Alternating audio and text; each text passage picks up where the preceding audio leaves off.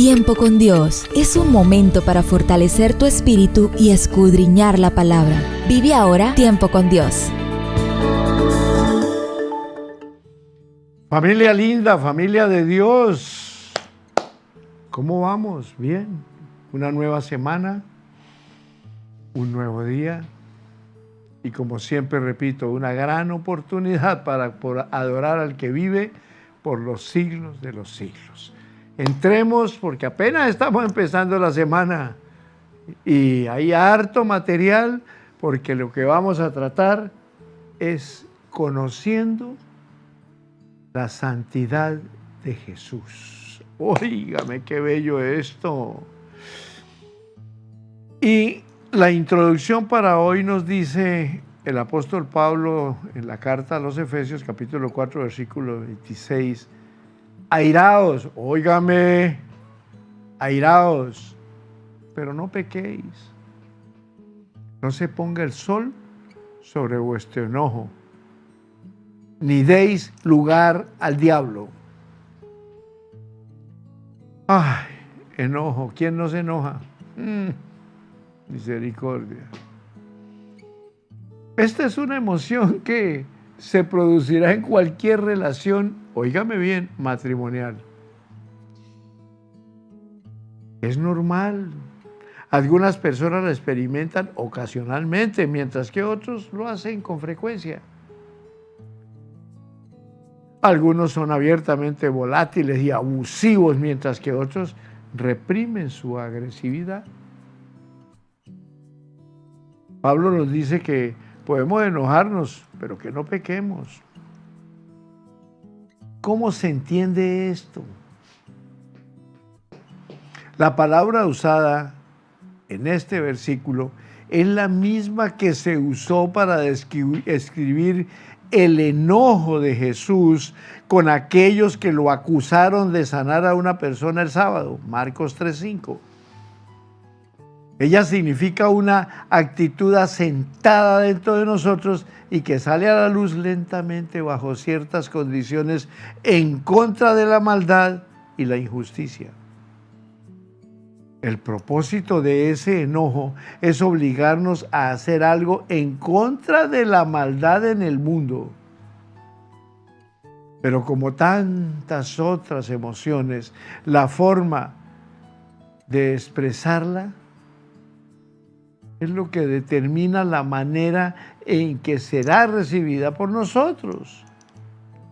Si afirmamos, yo estoy realmente disgustado y molesto por este problema y esta sería la manera en que podríamos ayudar a resolverlo, esto es más saludable que un ataque verbal contra su cónyuge, ¿cómo no?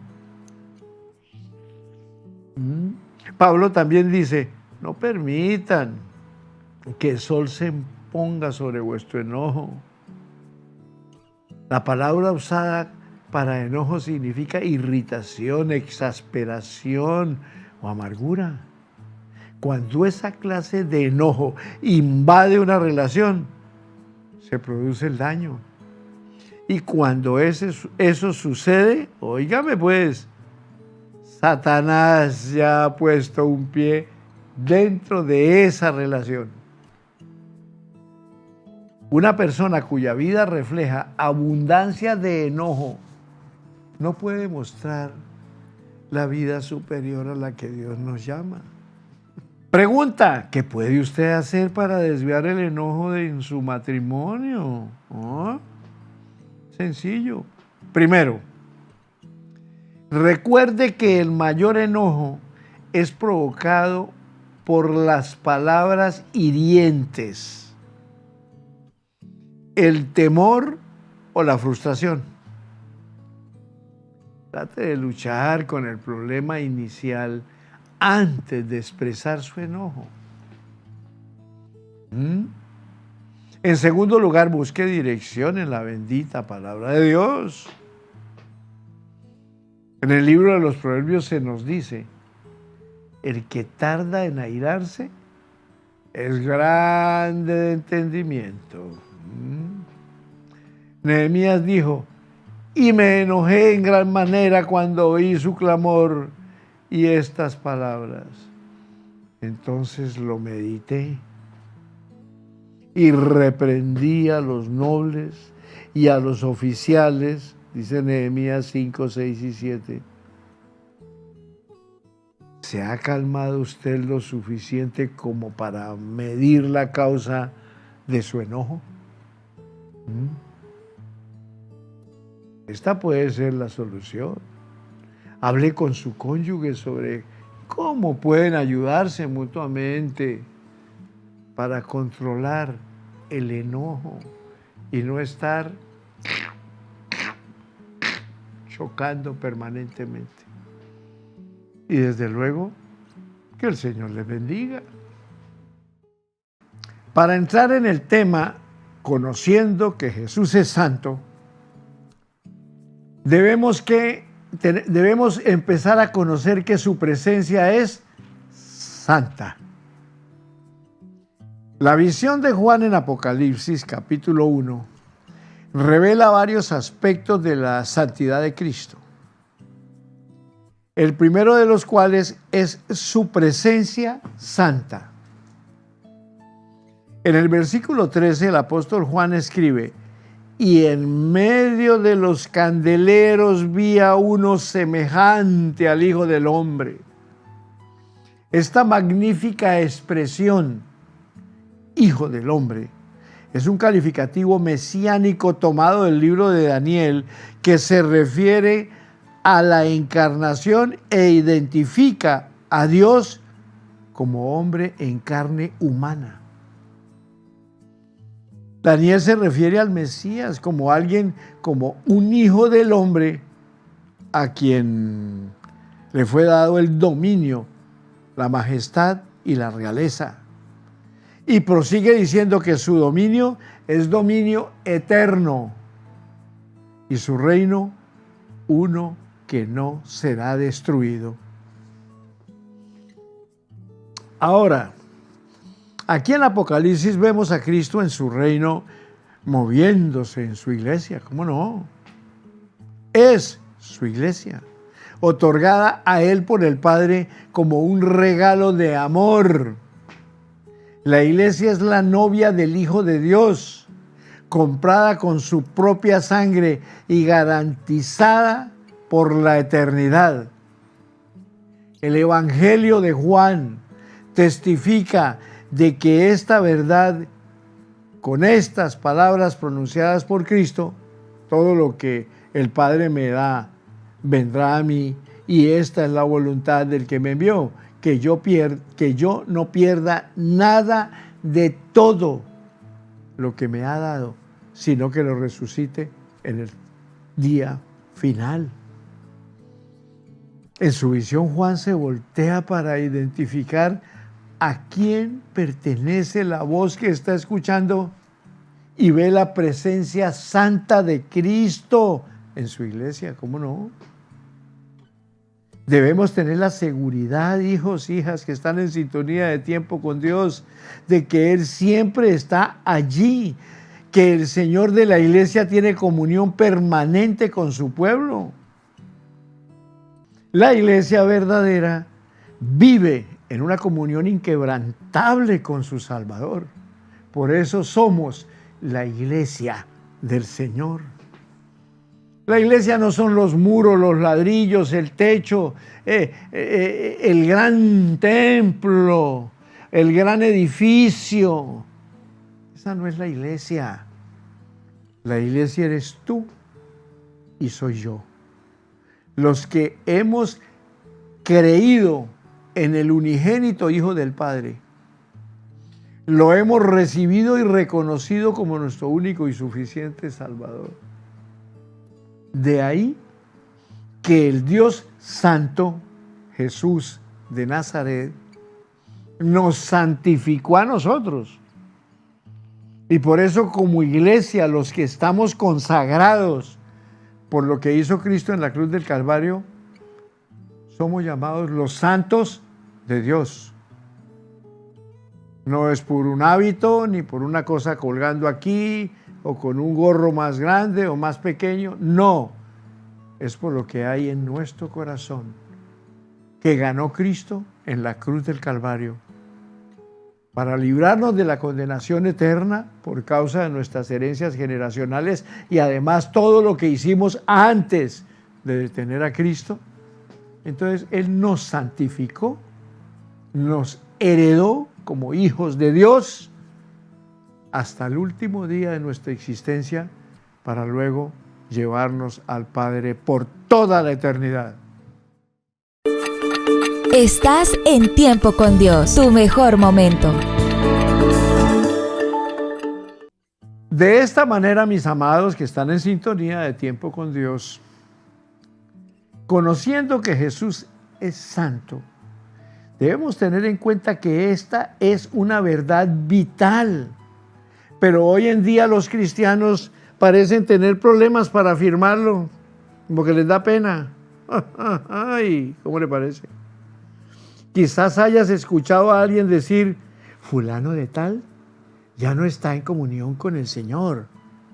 Pero tales afirmaciones reflejan una manera de pensar descuidada. El término comunión, del griego koinonia, significa coparticipación o compañerismo. Y ni nuestra comunión ni nuestra asociación con el Señor están sujetas a cambio, para nada.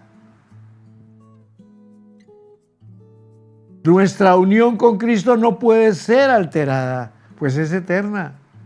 No importa lo débiles, lo vacilantes o lo pecadores que seamos, porque el verdadero pueblo de Dios mantiene una relación eterna y permanente con Él, y su vida está en ellos para siempre. De ahí que el Señor Jesús dijera en Mateo 28:20, y he aquí, yo estoy con ustedes todos los días. Y en Mateo 18:20 dice, allí estoy yo en medio de ellos. Y Juan 14:18 lo deja claro, no los dejaré solos ni huérfanos. Volveré a ustedes. Y en Juan 14:23 Jesús dice, si alguno me ama, y mi Padre lo amará, y vendremos a Él, y haremos nuestra morada con Él. Aleluya. Hebreos capítulo 13, versículo 5, refuerza esta verdad cuando cita a Cristo diciendo, nunca te abandonaré, ni jamás te desampararé. Puede que en ocasiones pierdas el gozo de tu salvación, pero independientemente de lo difíciles que sean las circunstancias o lo devastadores que sean los fracasos, nunca dejarás de estar en comunión con el Cristo vivo. Nunca. Lo mismo sucede con la iglesia. Pues independientemente de la cantidad de problemas que tenga, el Señor está vivo y siempre está obrando en medio de ella. Escuchen bien.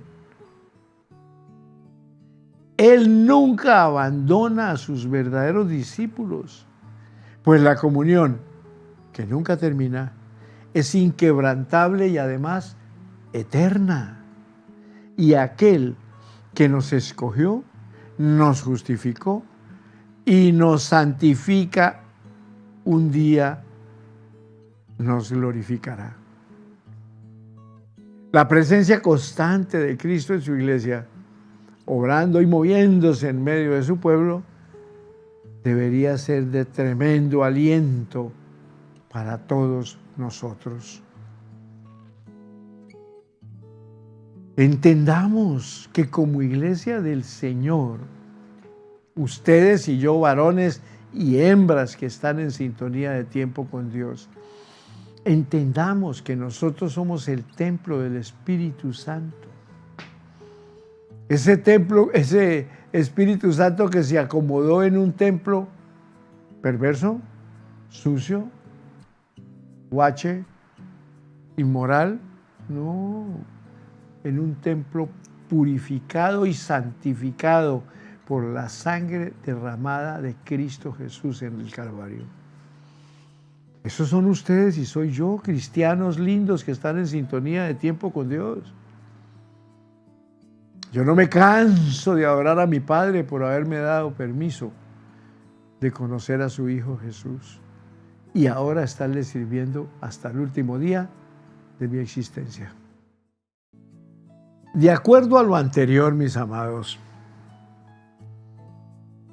el amado Señor Jesús, santo, intercede de una manera santa por nosotros. El segundo aspecto de la santidad de Cristo que connotamos en la visión de Juan es la intercesión santa de Cristo. En su visión, Juan ve a Jesús vestido con una vestidura que le llegaba hasta los pies y el pecho ceñido con un cinto de oro, Apocalipsis 1:13. En un principio podríamos creer que estas vestiduras celestiales son detalles arbitrarios, pero no, representan una gloriosa verdad acerca de nuestro Señor. ¿Cómo no? El vestido que Juan describe es el mismo que usaba el sumo sacerdote de Israel, de modo que la imagen que está pintando es inconfundible. Cristo no solo está teniendo comunión con su iglesia, sino que está intercediendo por ella como nuestro gran sumo sacerdote. El libro de Hebreos habla del ministerio sumo sacerdotal de Jesús en diferentes ocasiones. Mire, Hebreos 2:17 y 18 nos dice que Él es un sumo sacerdote misericordioso y fiel. Y eso es muy cierto. Poderoso para socorrer a los que son tentados. Hebreos 3:1 llama a Jesús el sumo sacerdote de nuestra confesión. Un pasaje maravilloso en Hebreos 4:15 nos dice que Jesús es un sumo sacerdote que puede compadecerse de nuestras debilidades. Pues Él fue tentado en todo igual que nosotros, pero sin pecado, porque es santo, inocente y puro. Lo dice Hebreos en el capítulo 7, versículo 26.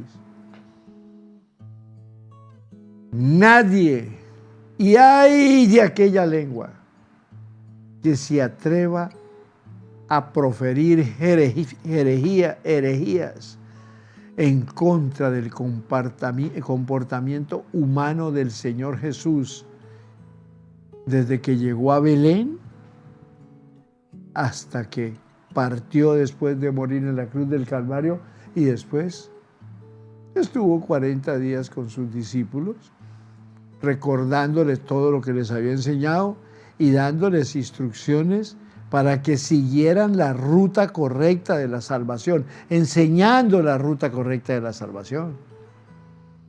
Que ese fue el propósito de la venida del Señor Jesús, pagar el precio por la humanidad y preparar un equipo para que después de partir Él, desde luego, inspirados por el Señor Jesús, pudieran seguir haciendo la obra que Él dejó y que hasta el día de hoy ha marcado la vida del cristianismo en Cúcuta, Colombia y el mundo entero.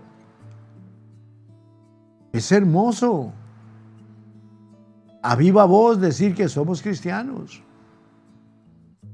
pero más que hermoso decirlo, es mostrarlo al mundo, vivirlo como esposos, como esposas, como hijos, como padres.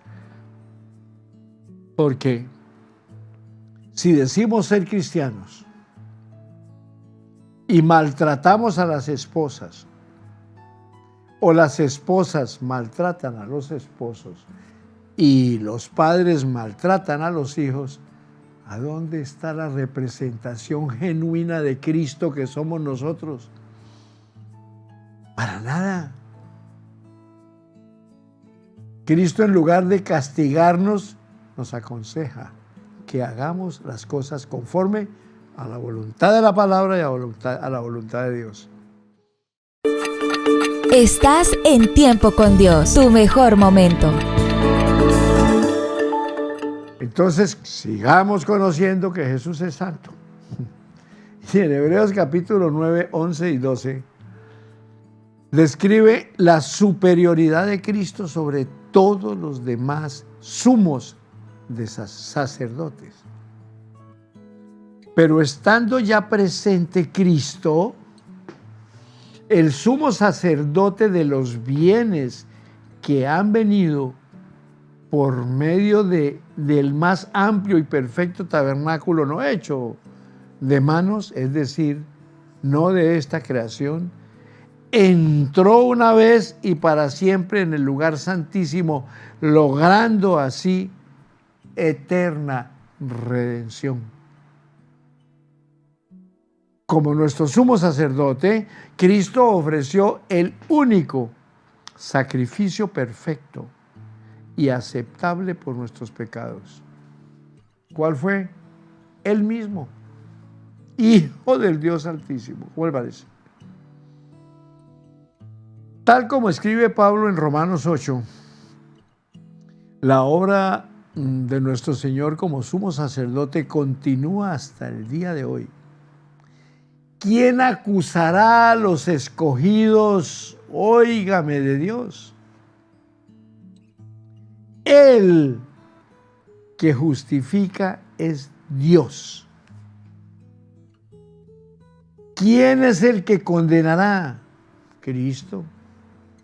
Es el que murió, más aún es el que también resucitó, quien además está a la diestra de Dios y quien también intercede por nosotros.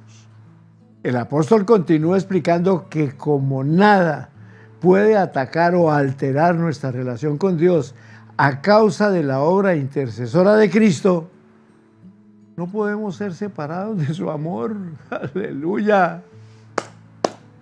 Ni tan siquiera nuestro ojo, óigame, ni tan siquiera nuestro propio pecado puede quebrar nuestra relación con Cristo.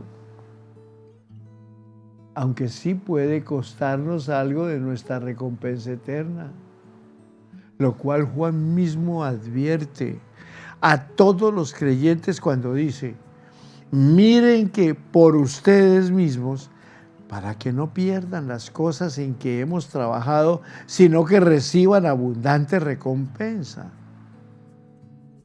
El pecado hará que disminuyan nuestras coronas, pero nada nos puede separar de Dios, porque Cristo siempre está allí, intercediendo por nosotros, apuntando a la obra que completó en la cruz por nosotros.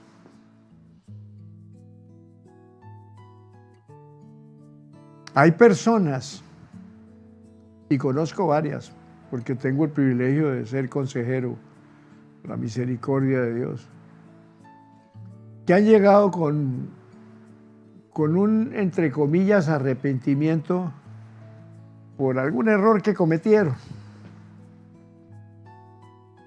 Y se sienten tan acusadas. De hecho, ya se sienten en el mismo infierno. Porque el acusador es así, el sinvergüenza, el ladrón que roba, mata y destruye, acusa. Para tratar de desvirtuar la obra salvadora de Cristo Jesús. Pero ojo, esto no nos da libertad para hacer que lo que nos venga en gana, no, Cristo murió por mí, yo no tengo ningún problema. Sí, yo cometí un pecado ayer, pero pero Él me lavó con su sangre y me perdonó. No, eso no es un juego. No, Señor, esto es un asunto para permanecer siempre dependiendo de la santidad de Cristo. En estos dos últimos segmentos por el día de hoy, hablaremos de la purificación santa. En Apocalipsis capítulo 1, versículos 14 y 15, vemos otro aspecto del carácter santo de Cristo, al cual llamaremos su purificación santa. Juan describe la escena. Su cabeza y sus cabellos eran blancos como la lana blanca, como la nieve, y sus ojos eran como llama de fuego. Sus pies eran semejantes al bronce bruñido. Juan ahora está fijándose más allá de la vestidura que describió en el versículo 13. Se está refiriendo a los rasgos físicos y glorificados de Cristo, y no hay detalle que sea casual. La descripción del versículo 14, su cabeza y sus cabellos eran blancos como la lana blanca, como la nieve, nos recuerda a Daniel 7:9, donde el profeta usó las mismas imágenes para describir al Dios Todopoderoso en su trono. El punto es inconfundible. Jesús es, en efecto, Dios Santo, y los detalles de esa apariencia es en común ilustran su santidad y su pureza. Ay, Señor, qué palabrota. La palabra traducida como blanco en este pasaje no se refiere al blanco apagado que podríamos ver pintado en una pared. Leucon significa deslumbrante, resplandeciente, brillante, y se refiere al blanco brillante y reluciente de la luz, a algo radiante sencillamente.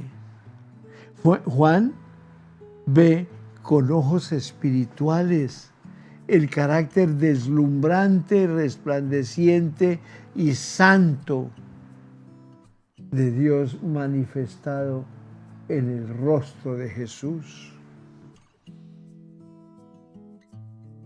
De esa pureza divina surgen ojos como una llama de fuego, lo cual es otro llamado a recordar la visión de Daniel de Dios y lo que describió como ojos que eran como antorchas de fuego, que lo explica Daniel en su capítulo 10, versículo 6.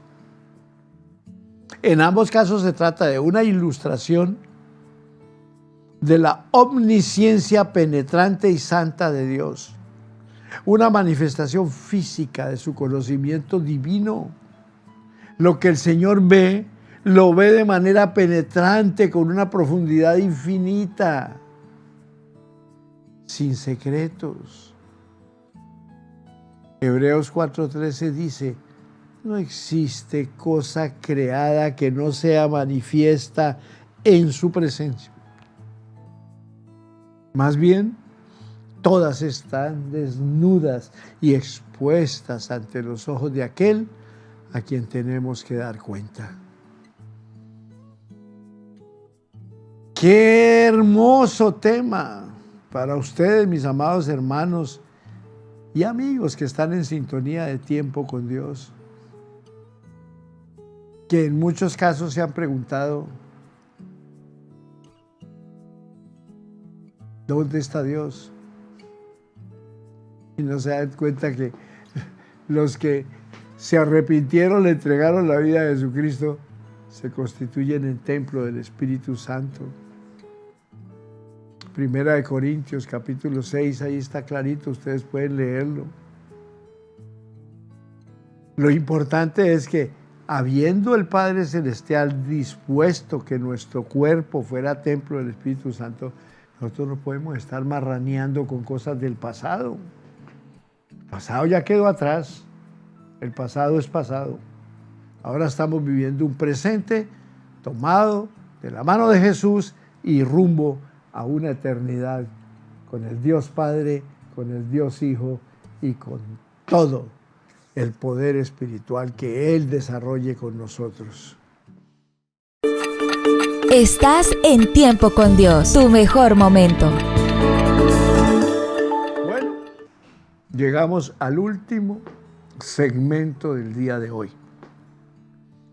Mañana viene mejor, porque cada día en esta semana vamos a ir conociendo que Jesús es santo y que ustedes, hijos de Dios, lavados por la sangre preciosa de Jesús, tenemos el privilegio de ser llamados los santos de Dios. Vuelvo a repetir, no por atuendo, porque hoy tengo este polo chevillón y entonces ahora soy más santo que Lucas, que tiene una camisa de manga larga. No, eso no son atuendos, nosotros nos ponemos atuendos. La pureza y la santidad están en nuestro corazón. Ya hemos visto que Cristo intercede por su iglesia, que somos los seres humanos, imagen y semejanza de Dios, que ya tenemos a Cristo en nuestro corazón, que ya lo recibimos, que ya nos perdonó, que borró ese pasado desde las herencias generacionales que arrastramos, como lo dice el libro del Éxodo en el capítulo 20. Pero eso no significa que no se preocupe por la santidad de esta. ¿Cómo no? Aunque disfrutan de una comunión presente y continua con Cristo, así como de su intercesión actual, lo cual asegura su salvación para siempre, también estamos sujetos a la disciplina actual. Hebreos 12:6 nos dice: porque el Señor disciplina al que ama y castiga a todo el que recibe como hijo. Él quiere que su novia sea una virgen pura, usted y yo. Que su iglesia sea santa y sin falta, que no tenga mancha ni arruga, que su pueblo sea irreprochable.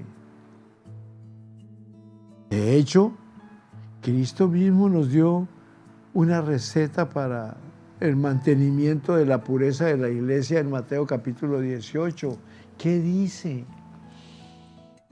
Aunque se trata de una receta que trágicamente la iglesia en gran medida no ha seguido, óigame, en los versículos 15 al 18 leemos que si un hermano comete un pecado, nosotros tenemos que ir y confrontarlo con delicadeza en privado.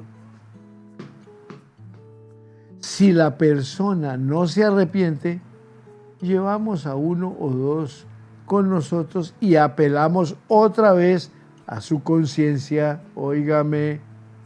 Si el hermano pecador aún no se arrepiente, se lo comunicamos a toda la iglesia y si continúa sin arrepentirse, sacamos a esta persona de la iglesia de una vez. A menudo este es un proceso difícil y doloroso, pero aunque sea duro, tenemos plena confianza de que el Señor está en medio de nosotros como aquel que en última instancia está realizando la acción. Y ahí que Él diga en Mateo 18:20, porque donde 2 o 3 están congregados en mi nombre, allí estoy yo en medio de ellos. Muchos han malinterpretado este versículo. Mire, lo han interpretado como si fuera una promesa de que un quórum de cristianos en cualquier lugar determinado puede invocar la presencia de Dios, pero aquí no se está hablando de la presencia de en medio de su pueblo, sino de la disciplina. De lo que se trata es de que cuando participamos activamente en confrontar el pecado en la iglesia, el Señor está allí también. Está en medio de nosotros como testigo, participando en el proceso disciplinario, purgando y purificando a su iglesia. Gloria a Dios, gloria a Dios, gloria a Dios. Bendiciones para todos. Tomen nota, escriban, coméntenos. Ya todos tienen los teléfonos de las plataformas del Centro Cristiano Internacional en Cúcuta, Colombia. Y ahí se pueden comunicar y les pueden explicar, les pueden mandar copia de todos estos temas que se están tratando. Lo importante es que no pierdan esta bella oportunidad de tiempo con Dios que los va a llevar a crecer más, porque la venida del Señor Jesús es evidente, ya está cerca y debemos estar preparados. Que el Señor me los bendiga.